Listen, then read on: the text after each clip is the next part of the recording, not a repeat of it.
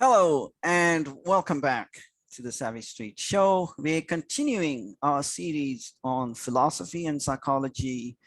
And very recently, we had Dr. Brian McVeigh, PhD in anthropology from Princeton University, and a mental health counselor, talk about the theories of Julian Jaynes. And he's going to be back very shortly. He's back today. But I would say to viewers that in order to get the best out of this second session with Dr. McVeigh, you should either watch the first session first or make yourself familiar with the theories of Julian Jaynes, because that was all about the introduction to the theories of Jaynes. So you can do that by either reading the Dawn of Consciousness book. I prefer that as an introduction, the theories of Jaynes revisited, because the actual Jaynesian magnum opus is quite a text. It runs into almost 500 pages. Or you can, take the easier parts of listening to Dr. McVeigh in our first session. So here he is. Welcome back, Dr. McVeigh. Thank you. Thank you for having me back. Well, thank you for being back. And last time we had you, we did an introduction to the theories of Julian Jaynes, and that became reasonably complex for many people, as it would. But today we want to sort of focus the theories on something more practical. One of them is, does it shed any light, do the theories in general shed any light on why and how religion evolved and why it's such a powerful force in society today? Number one. Number two, time permitting, we want to explore what are the ramifications of Jaynesian theory for therapy, and you're a mental health counselor. Does it improve? How does it compare with, say, cognitive behavior therapy, if you will? And thirdly, what are the further far-reaching, implications for the philosophy of mind? What sort of research would you like to see the next generation of young researchers do? And that would be just an outline, I guess, because you can't delve into too much detail. So if we're ready to jump in, can we go to religion first? Sure, that's fine. Yeah. Okay. So to repeat, I believe Jaynes himself was an atheist. And when he talks about voices of the gods, they are voices that people believed came from gods. So at that stage of human history, religion was widespread across different civilizations. How did that happen? How did religion come about? And we had so many different types and kinds of religion all over the planet. How did religion come about? How did it evolve? So according to Jaynes, the core of the religious experience would be what we would call revelation, or actually hearing, seeing, being visited by a supernatural entity. That really got the ball rolling on organized religion. And by around 3,500, 3,000 BCE, what we'd call ancient religions are pretty well established. And I think it's important to keep in mind that if you look at the religious life of humankind about 3,000, 2000 BCE, wherever you go in the world, wherever we have records that show us what religious life was like for people at that time, even though there are, of course, differences, there are key similarities. One of them is a belief in that God, or gods, I should say, because monotheism was actually very rare. It was unusual. Monotheism did not occur until sometime after 1000 BCE. But in any case, at that time, and to be clear, we're talking at a time when people were not conscious, when people, at least the leaders, were hearing the voices of the gods. As I said, there were remarkable similarities. And I think that's important to keep in mind. And it really was not until after 1000 BCE that religion as we think of it started to emerge. Before 1000 BCE, there was no questioning of the God's existence. There are no records where people would argue or debate about whether the gods existed. And that state of mind existed for at least 2,000 years until about 1000 BCE. And that is a datum, I think, that is very, very important, because it shows us how pre-conscious people did not have what we would call religion. They had something that I call, it's a little bit Baroque, but I use the term super religious. Every aspect of their existence had to do with religion in a way that is very alien to the modern mind. As I said a minute ago, there was no questioning, there was no debating the existence of the gods. In fact, there was no philosophy, what we would call philosophy. That did not occur until people started to question the existence of the gods. So that's something that most people who study the ancient world might recognize, but I wonder if they really realize how significant that is for understanding a change in human mentality that occurred about 1000 BCE when people started to become conscious. So that's the first thing I would say about the origins of religion and how it relates to Jaynesian psychology. And would you say that modern religion was brought about in order to further the control on human beings by placing an agency within the human beings that essentially obeyed religious edicts placed into him or her, but felt like it was self-agency, so had the ability to introspect? But really very few people in those days would have questioned the existence of the gods and religion. Would that have occurred? So we're transitioning to an introspective human being, but it's still not the kind of full agency as we know today. Yeah, I think you can make that argument. You know, it depends on what century you're looking at, but certainly by around, as I keep using the date because it's convenient, 1000 BCE. After 1000 BCE, a sense of what we would call self-agency had developed, even though for the most part, the gods probably were not questioned. I mean, people still lived in a very religious world. The ideology was so powerful. I mean, for example, there was no notion of politics as something separate from religion. Everything came under I mean, they had no word for religion in abstract sense, of course, but every aspect of their life had to do with religion. Nevertheless, as consciousness emerged, there was this idea of self-agency. And self-agency eventually would, when people became even more conscious, would be converted into something quite mystical.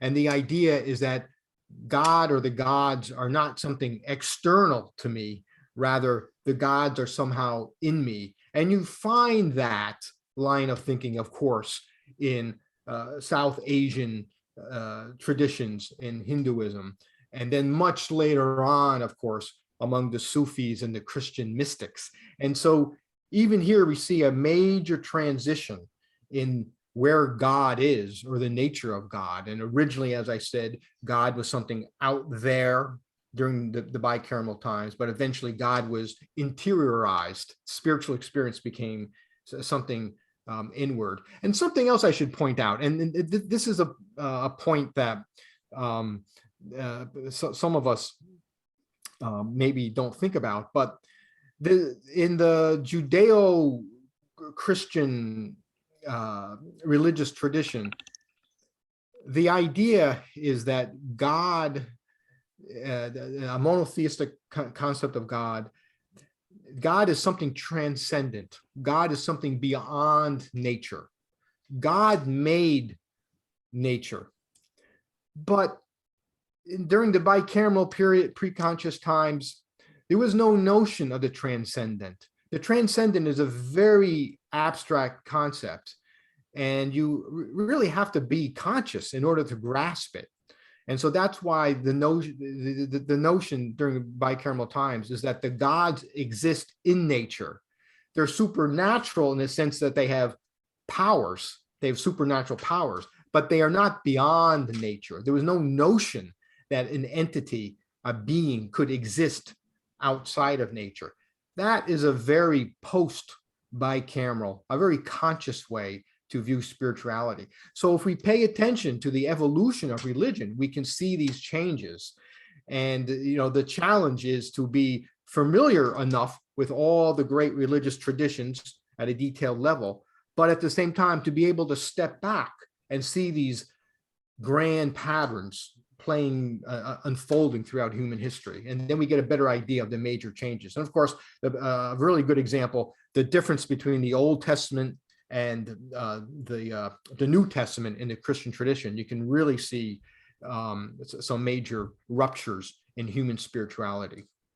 So what are the major ruptures there between the significant differences, if you will, between the Old Testament and the New Testament with respect to human mentality, in terms of us detecting the change in human mentality?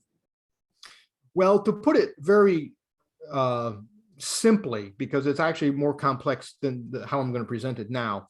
But basically, not all, but most of the books that compose the Old Testament were written not during bicameral times, but they were, because most of the books in the Old Testament were written about maybe the 5th, 4th century BCE.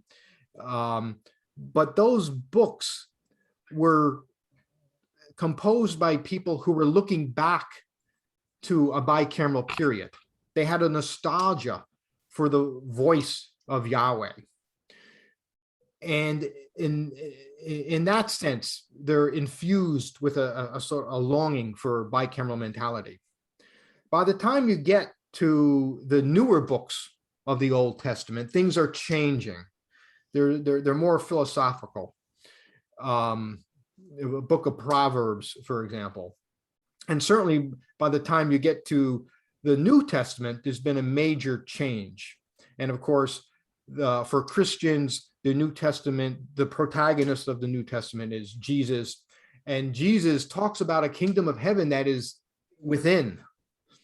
And Jesus, I think one way to view Jesus is he was he attempted to reform Judaism.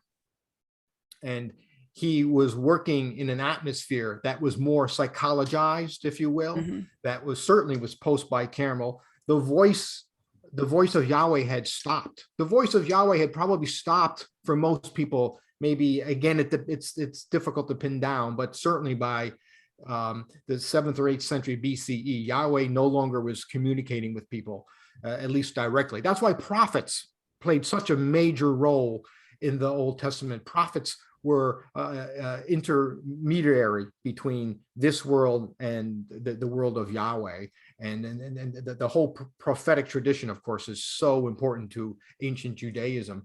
But in any case, by the time you get to the New Testament, this new psychology is reflected in the very language of the New Testament. The words that they use are very different from the words, of course, that they use to compose the books of the Old Testament. So it's, in fact, of all the ancient text, of all the traditions around the world, if anybody really wants to look for evidence, if anybody wants to be convinced that what James argued is true, I would start with the Old and New Testament and compare them.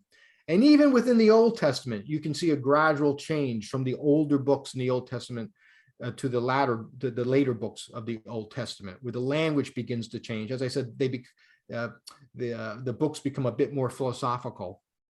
But so in any case, and the good thing about the Bible as a research tool is that, as we know, it's clearly divided into books, and it's divided into chapters and verse. And so if you disagree with a scholar, you can compare the Hebrew, and that way it's much easier to debate. So in any case, to plug my own book, I not that long ago published a book on the Bible, taking a Jaynesian interpretation to make the argument that the Bible is an excellent example to show this major transition. And like I said, I want to be very clear. In the Old Testament, those books that were written, they were not written during a bicameral period. They were written when bicamerality had been breaking down for a number of centuries. But the idea at that time was to look back to the past and to wonder why Yahweh had stopped talking to people. And there was actually, by the time you get closer to the New Testament, there is a tradition of people would claim that they could still hear Yahweh's voice, but that was not encouraged by that time by the priesthood. The idea is that Yahweh had stopped communicating with his people, Okay. at least directly. So the priests wanted to be the intermediary, so that people had stopped hearing voices. They had integrated their two hemispheres, if you will. The new mentality had taken effect. But it's still a very powerful force in the world today, religion, especially in Asia, even more so. And Yes. is there a sort of a Jaynesian explanation for that? Well, I think there is, but I also think religion, like politics, is a very complicated thing. I think people are religious for different reasons.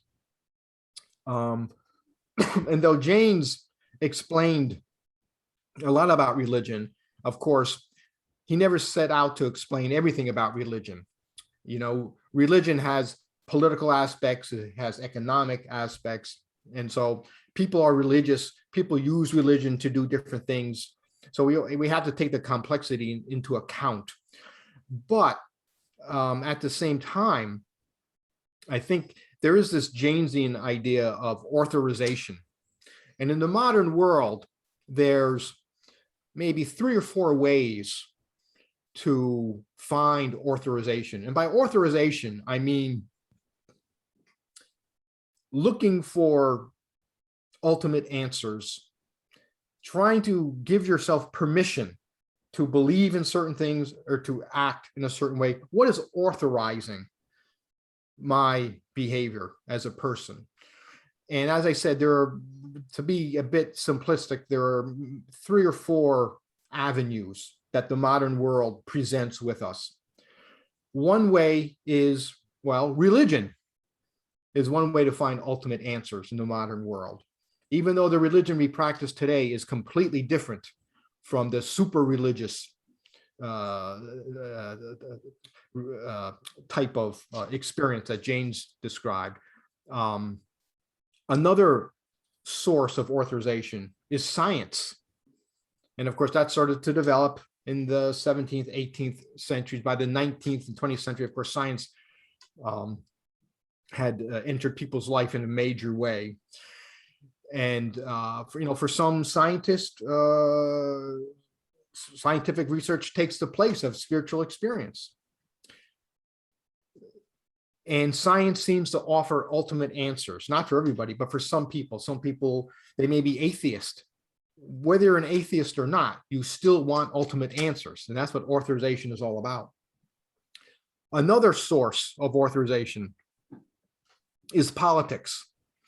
And of course, we don't need a history lesson on the 20th century to show how violent, excuse me, how bloody politics has been and still has the potential for being very devastating.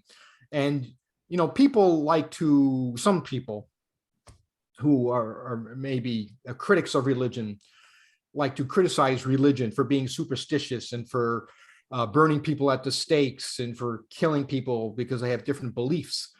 But the truth is, politics in modern times has been more violent, has been more bloody than religion has throughout history. If you add up the body count, more people have died because of politics. And of course, just as an example, in the 20th century, I'm talking about the great Eurasian wars, and not just the wars, the civil wars. For example, what happened in China after excuse me, after 1949, even when China was unified as a modern national state, millions of people died because of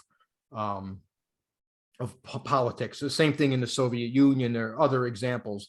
So in any case, we can see politics can be a very dangerous thing when it's taken to extremes. And then I would add another source of authorization that many people turn to these days would be psychology, psychotherapy. For many people, that has become a type of religion. Excuse me. Could I possibly add one more to that? Is this like a philosophical authorization, which sometimes manifests in politics, like Marxist authorization led to bloody and violent politics. But there's also ultimately, I mean, Lawrence Kohlberg talked about the 6 stages of maturity of a human being, and the top stage is like a self-authoring individual. So he places himself, his interiority or her interiority, above everything else, including religion, including philosophy, because he or she or I or me or you, we are going to decide from all those different nationalism, patriotism, some other philosophical ism, Marxism. We're going to decide what works for us. We're going to have our own conscience. We're going to develop our own conscience. So, I would like to see a world that's moving towards self-authoring individuals and autonomous individuals, which I think the new mentality is geared, inadvertently perhaps, geared for that. Right. Would you agree with that? Yes, I would. Okay. Yeah, so the challenge is, how do we cultivate individuals who have a strong sense of self-authorization, and I would say self-authorization, and also related to that, this idea of self-autonomy. Right, and that's where we kind of could jump in into developmental psychology. Are there implications of Jaynesian theory that you could use for therapy, as well as making more individuals autonomous and self-authoring, and yet be more, flourishing in their lives? Yes, the possibilities are endless. I think there's so many ways to do it. Excuse me. It really depends on what type of resources you have, but certainly I think most people would agree a good place to start is with education. What type of education are we giving people? What exactly are we teaching them or not teaching them? And I mean, I've of course seen changes in my own life in the education system, what educators think is important, what they think is not important. But it's sort of a cliche, I suppose, but this idea that the individual should, as much as possible, figure out what direction he or she wants to go in through their life. And the earlier they are given the resources, the earlier they are given the inspiration to do that, the better. I mean, that's easy to say, of course, but we need some sort of balance. I mean, there has to be some discipline. We can't have students taking over the classrooms, but at the same time, I am a firm believer in the more freedom. Of course, like I said, things have to be circumscribed to a degree, but the more freedom you give a young student, the more they're going to flourish in the end. And the idea is to cultivate aspirations. So in theory, it shouldn't matter what your background is, whether you come from a background of poverty, or whether you're lower class, middle class, upper class, or whether you're from a certain ethnic group, whether you're male, female. What's important is aspirations. And I think, at least in my society in the United States, again, it maybe because I'm older, I'm a little more cynical, but it seems that that is something that is politically risky to talk about. The idea that the individual should have aspirations. You know, often the retort is that, well, that's easy to say if you're middle class. That's easy to say if you're from a privileged ethnic group. It may be easy. It may be easier to say it if you're well off economically, but nevertheless, it does not change the fact that each individual should be inspired with the ethos of aspiration, that they can change, that they can improve their lives, and that they should not rely on state structures to tell them what to do. They should not rely on whatever collectivity it is, whether the collectivity has to do with a certain racial or ethnic group, or has to do with a certain sex or class background. You know, the idea, this is where the individual does matter, where the individual does come in, and the individual should be given these values of self-autonomy and self-authorization. And as I said, the younger this starts, the better. It's very difficult to give a person a second chance when they're in their late teens or early 20s, that they have gone off the tracks, if something has happened to them. You can do it, of course, but it's not easy to do. So the younger people are given these firm ideas of self-dignity and self-worth, that they can make a difference, and that they do not need to over-identify with some other group. They should identify with themselves. The earlier we give people those values, I think the better off any society would be. Hey, thank you. I mean, I couldn't agree more. And that's sort of classic individualism, which we stand for on Savvy Street. But I had a question specific to applying Jaynesian theory in your therapy.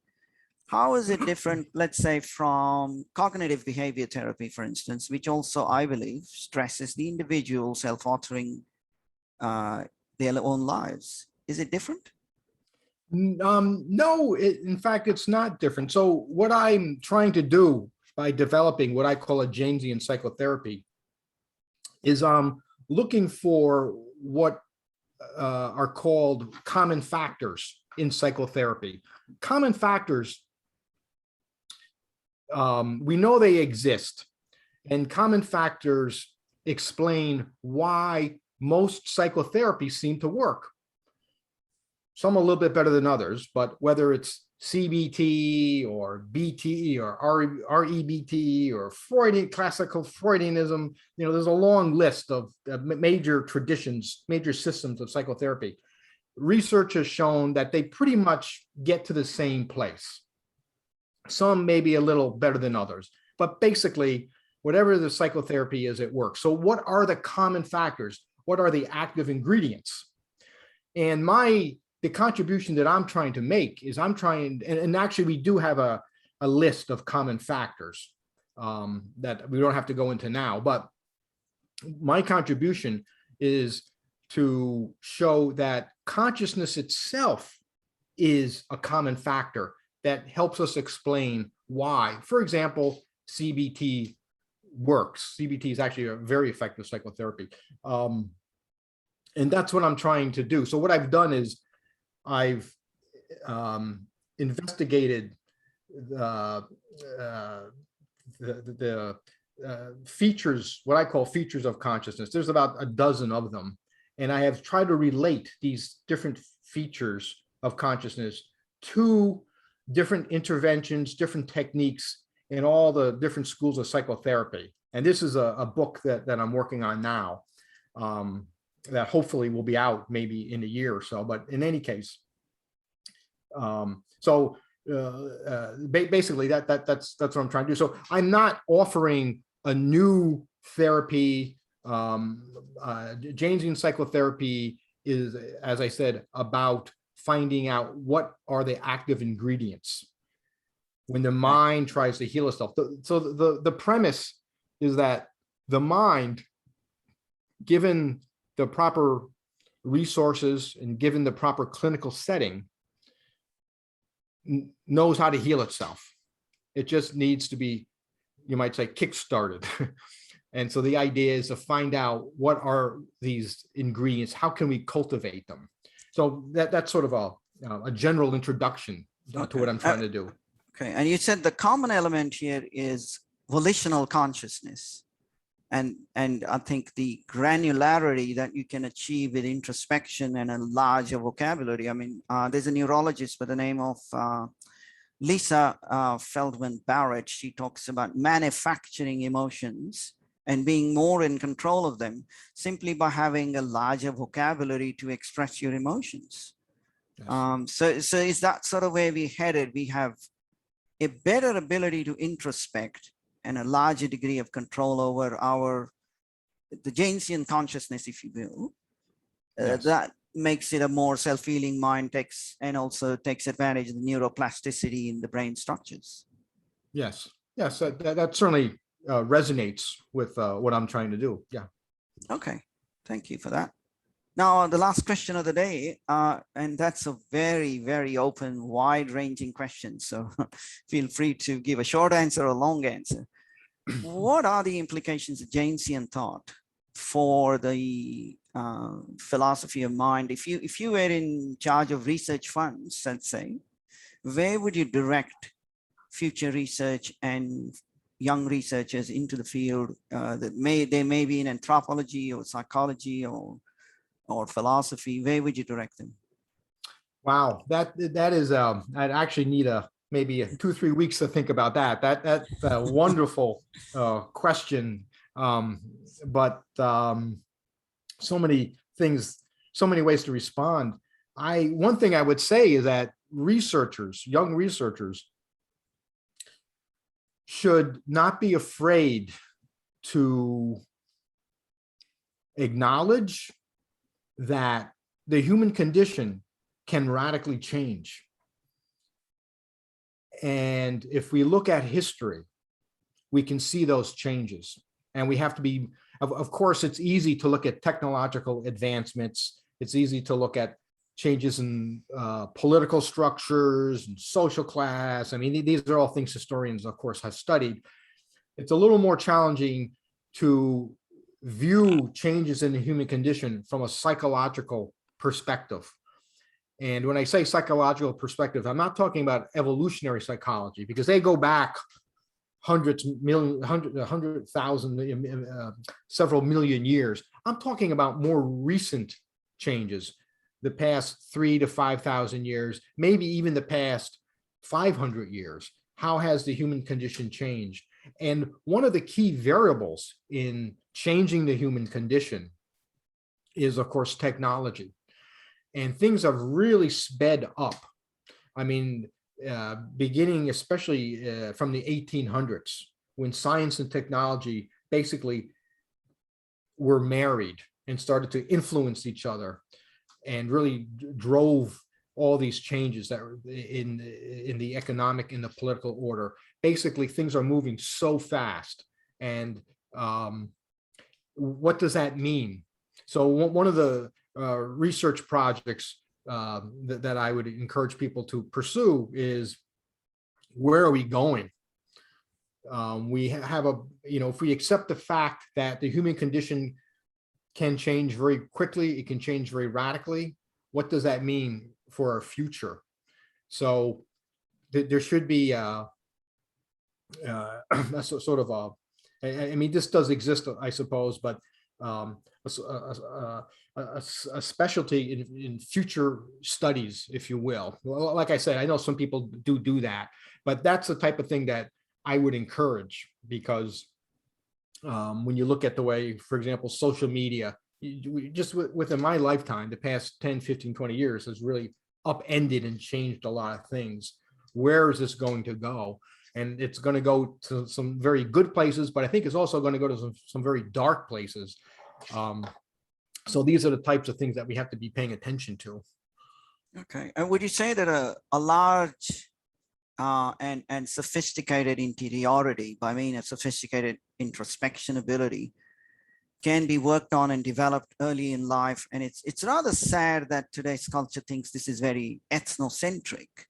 But in fact, if we have the technology to improve cultures, we're not actually saying this culture is inferior, or that, especially not that race is inferior and they're lesser IQ people, so we can't expect more of them.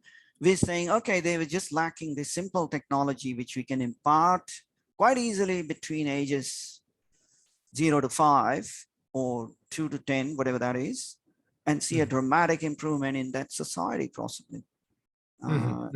If we can get rid of all the whole political barriers to that, would that be a highly fruitful goal to actually bring people up and civilizations up to a kind of an equal level?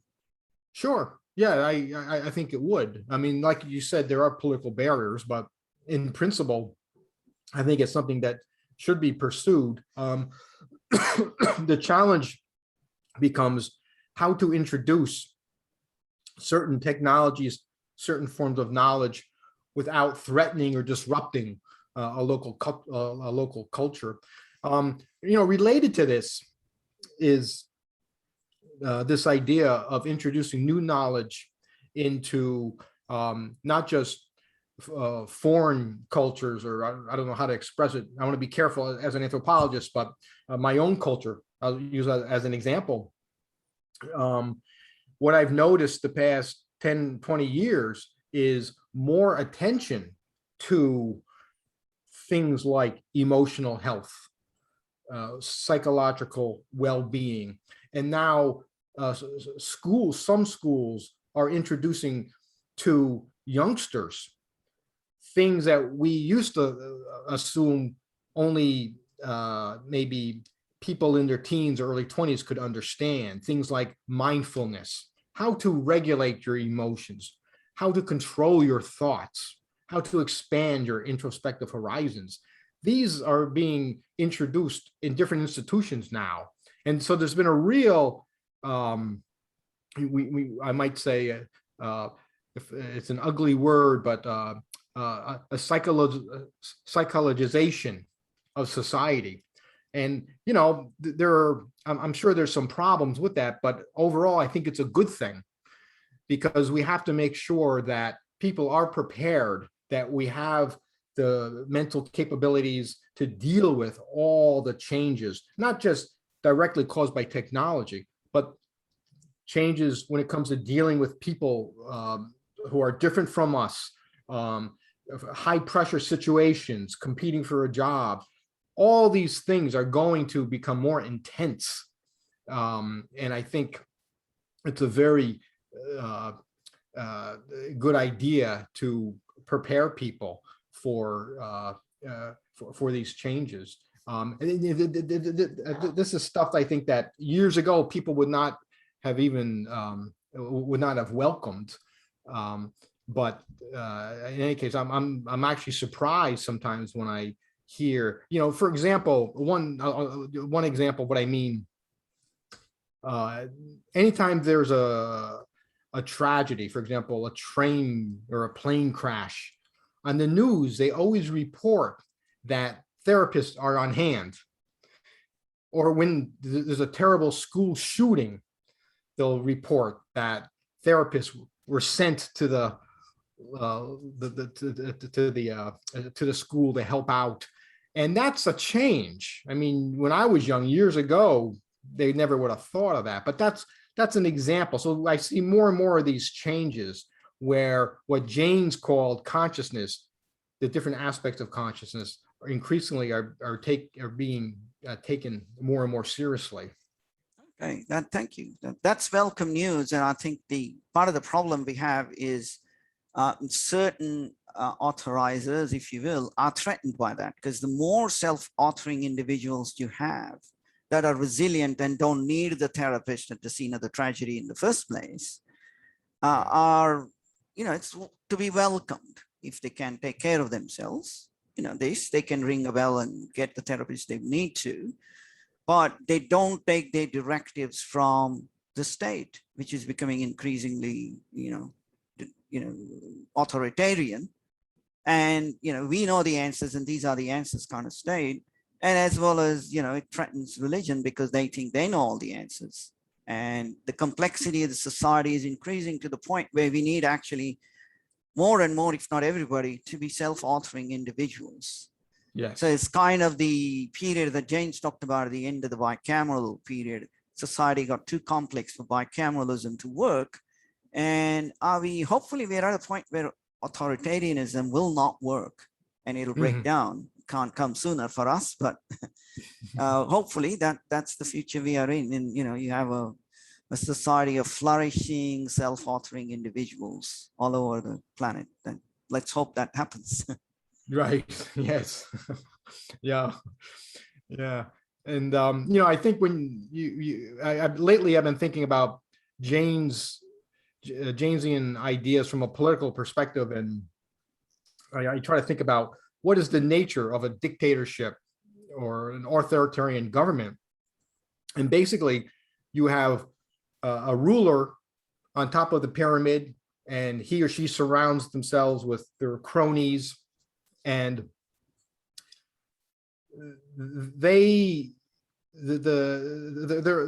assumption of the leaders in a dictatorship is that only their self-authorization, only their self-autonomy matters, and they are threatened by the self-authorization, the self-autonomy of, for lack of a better term, the masses or everyone else. And so James, I think, offers us an insight into the psychology of dictatorships and authoritarianism, and also this very uncomfortable question: why are so many people, average citizens, attracted to authoritarianism? And I think it's because they lack robust self-authorization, or they lack self-autonomy. So it's so much easier to allow their selfhood to be absorbed into some sort of system, into some sort of political collectivity. And so that's sort of the darker side of politics, sort of politics as religion, where you don't question anything. But in any case. Thank you. Yeah, we're certainly seeing that more collectivism built in by the state, and we have this fight going on now between collectivism and individualism, and I hope the latter wins. But thank you for being here again, and I know this was a more complex session, but I'm sure we'll revisit James in a few weeks' time, because the questions never cease. Right. And as I said, I view James, even though James did not think of himself as a philosopher, I think he put in place some key ideas upon which a philosophy can be built that has implications for politics, economics, aesthetics, the art world, all types of things. And presently, those are the types of things that I'm trying to work on. Oh, terrific. We'd love to hear more from you on that. Actually, he does refer to Aristotle, if I'm not mistaken, a few times. Yes, he does. In his writings. So probably was the preeminent philosopher of all time. Right. So yeah, I hope some of the research is done in that direction as well. Anyway, thank you for being here. And okay. Well, again, thank you for having me, and a very enjoyable discussion. Thank you. Okay. Bye for now.